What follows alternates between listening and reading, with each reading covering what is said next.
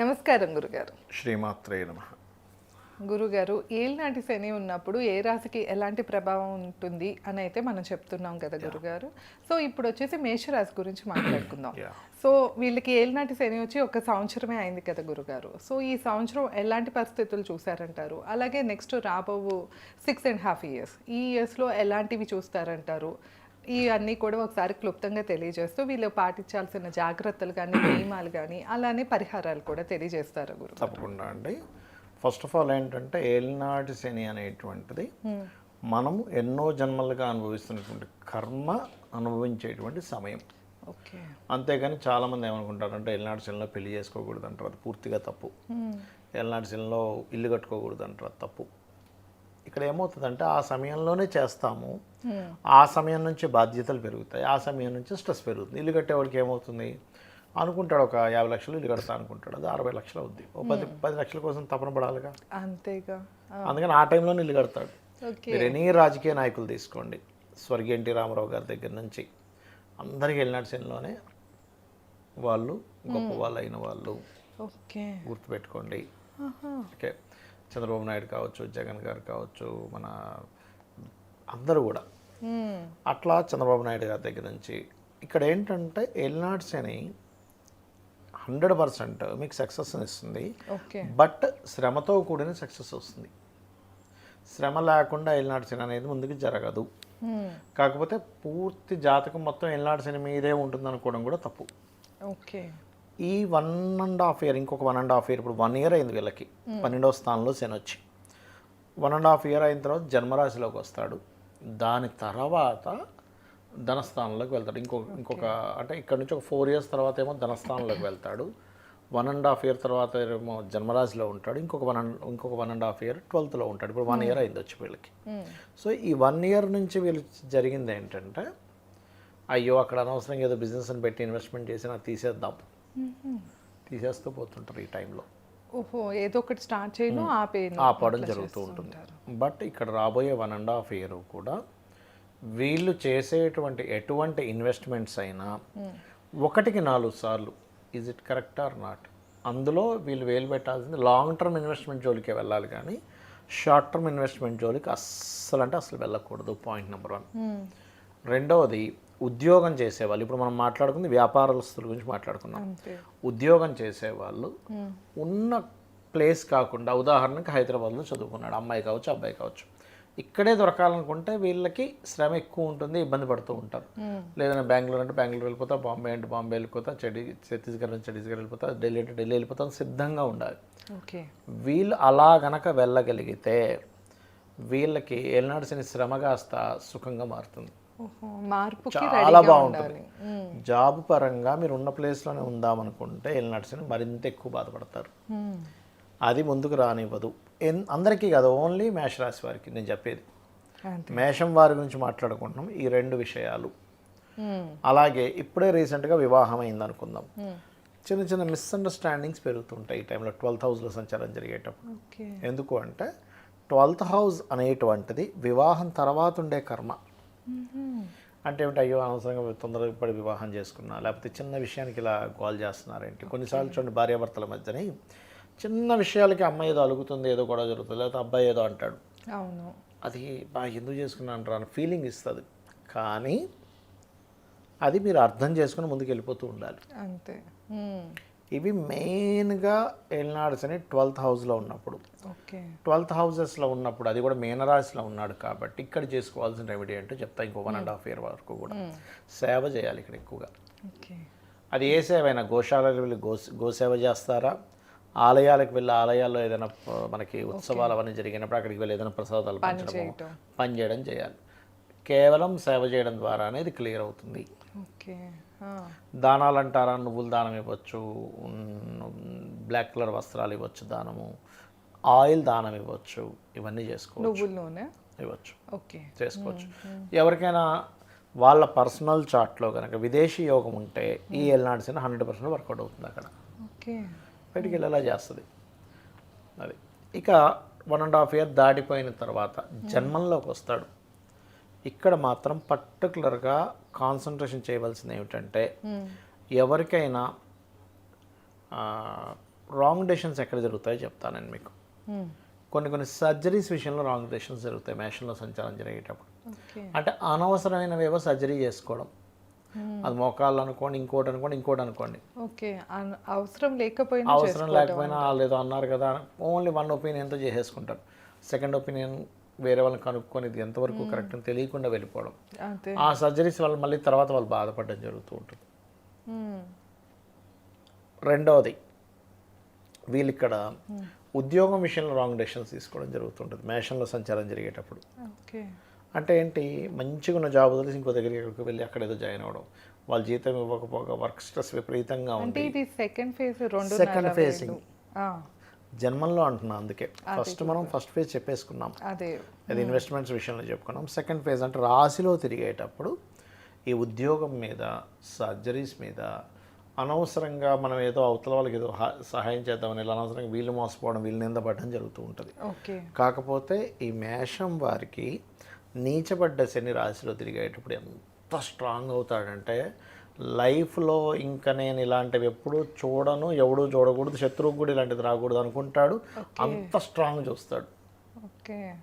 కానీ అంత స్ట్రాంగ్ చూస్తున్నా కూడా కాపాడేటువంటి మార్గం ఉంటుంది. అంత ఇబ్బందిలో ఉన్నా కూడా బయటపడేది ఎప్పుడు ఏం చేసుకుంటే బయటపడతాడంటే ఒక అలవాటు చేసుకోగలగాలి వీళ్ళు.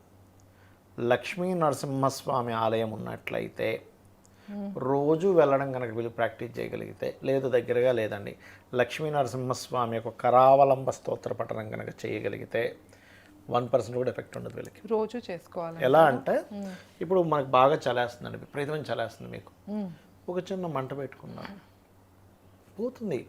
అంతేగాని చలి నువ్వు పో అని చెప్పని మనం పోతుంది. ఎందుకు పోతుంది? నువ్వు పో అని మీరు బాధపడి ఏడ్చి చలి పోవట్లేదు 10 మందికి ఫోన్ చేసి చెప్తే పోతుందా? మంట పెట్టుకుంటూ పోతుంది. దానికి రెమెడీ మనమే హీట్ అనేది ప్రొడ్యూస్ అయితే ఎలా అయితే కోల్డ్ అనేది పోతుందో, Lakshmi Narasimhaswamy is heat producing. Saturn is cold planet అంటారు దాన్ని. సాటర్న్ కనుక రోగ సంబంధాలు వస్తే జలుబు వల్ల, కోల్డ్ వల్ల, శని చంద్ర కాంబినేషన్ కోల్డ్ వల్ల ఎఫెక్ట్స్ ఇస్తూ ఉంటాడు. అవును, అందుకని వీళ్ళు ఈ విషయం జాగ్రత్త పడాలి.